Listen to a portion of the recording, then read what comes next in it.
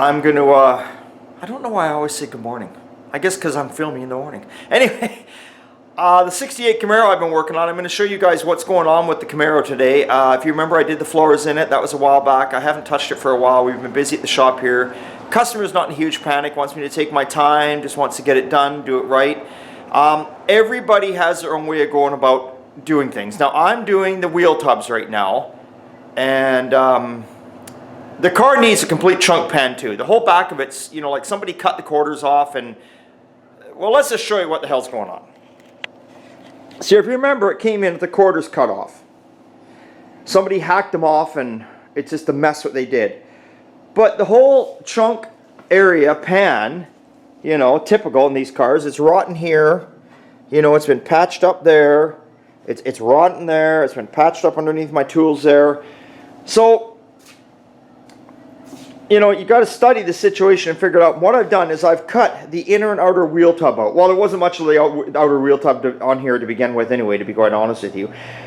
This is what we're using for bracing. I just use this you know, little tubing there, half-inch tubing. I got some braces underneath there. I'm not going to crawl down the ground right now and show you that, but I got some braces there because I couldn't put any in here because it's going to be in the way. So what I'm doing first is I've removed the whole inner wheel tub and the outer one.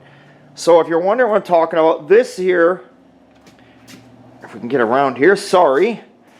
This is your outer wheel tub, which you can see, look at somebody's patched over the years, the outer wheel tub.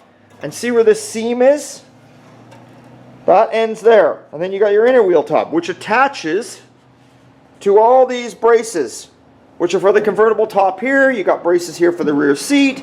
You got braces here to hold your rear pan up, all that stuff.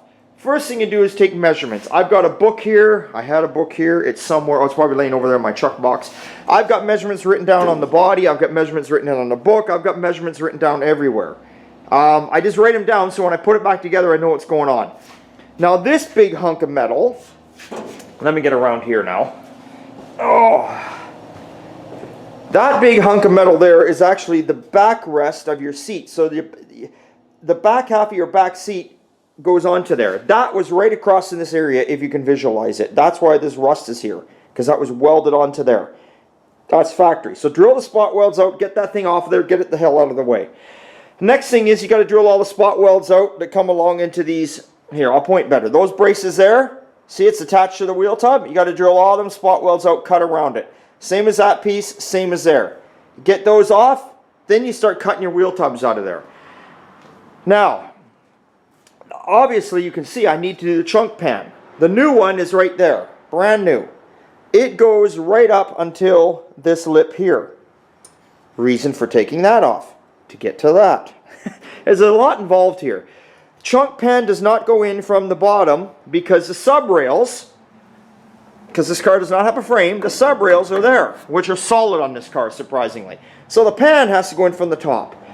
Well, obviously you can see the pan is way wider from this section, from here to there, and narrower there. So if I try and slip that pan in, the front half's going to go, the back half is not going to go because it's wider than this opening. But that there we'll deal with at a different time. But where I'm getting here is that you can see how the floor pan, it all attaches to the wheel tubs.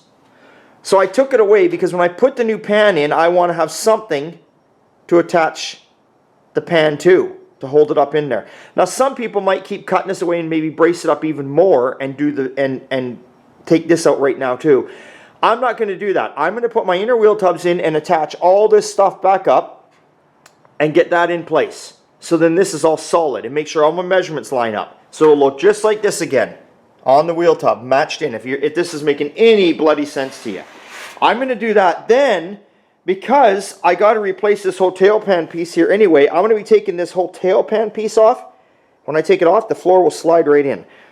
Now, like I say, some people might just yard all this across and get it out of there, or take it all out now and start with the floor first and then do their wheel tubs. The problem is that for me, I started thinking about it, I'm going to have to put so much bracing in here to hold everything in place so it doesn't move, that I'm just afraid the car's going to become like a wet noodle, you know what I mean? And not only that, I'm going to have all this bracing in my way to work in here. So to me right now, it makes sense to put the wheel tubs in, get those put in place. They'll fasten up to this stuff. Then I can brace the wheel tubs to keep the distance apart, if that makes any sense. I can brace it across from end to end. I can, you know, do my X braces. I can do all that, hold everything in place. Then I can lose that lower pan off the back and get the floor out of here and slide the new floor in. At least that's my plan. That's how I'm going about it. Like I said, there's several people out there who will do it several different ways. At the end of the day, a lot of people would have just bought a whole new body. I think it's like 40 grand US and you get a whole new body. And honestly, it would have been cheaper for this customer to do that. But this car means a lot to him. And he wants to show people that, hey, it can be fixed. Anything can be fixed, people. You can fix anything. It's just a matter of time and money. So, do you spend 40 grand to buy another complete body? I believe that's what they're going for. Or do you spend more than 40 grand and fix the body you have? That's a topic that, you know, 50% are going to say they wouldn't waste their time to do this, and 50% are going to say, no, I want to do it. I like to do it. You're going to say, of course, because you make money, Rick. Well, I like to do it. You know, we all like to make money, but it's not about that for me. It's about the challenge. It's a challenge to me. I love when somebody says that can't be fixed. Once somebody says that can't be fixed, I just don't even say nothing. I'm just like, oh, okay, whatever. I mean, there are some things out there that can't be, but, you know, almost anything can be fixed. So when people say that, I just kind of look at them like, oh, okay. So when this guy was like, I want to fix this, I was like, you know what? Leave it with me. Give me a year. I'll get the car done, finished, complete, rolling, everything done except the interior, because we don't do interior. Driving out of here, give me a year and I'll get this done. In between all the other jobs I'm working on, which you guys see here. Give me a year and I'll get her done. And we'll show all those people out there that say it can't be done. It can be done. Because some of you longtime followers, if you've been watching me, you've seen I've posted way worse cars than this before. If y'all remember the 55 Pontiac Ragtop? That car was broken in half. It was in half when it came to me. It was bent like a V. And you couldn't buy parts for it. And I built them by scratch and I did it. So anything can be done. It's just a matter of cha-ching, right? That's it. So on these bigger jobs, you got to be in the mood. You know, you got to be focused. There's some days I'll come out here and look at the car and I'll be like, I'm just not in the mood today. This week I'm in the mood. I'm going to focus on it all week just because I want to weld and cut and work on it. Last week I looked at it and I was like, I don't want to work on this thing. And when you have that kind of attitude, there's no point even starting because you won't go nowhere. See, we all get like that. You got to be in the mood to work on something, and that's why I like the fact that we have so many projects around here. There's lots for me to work on. So anyway, that's where we're at. Wheel tubs are out. I'll do a little video later on next time, and you'll see where I'm going with it. It's always a good time at Old Time.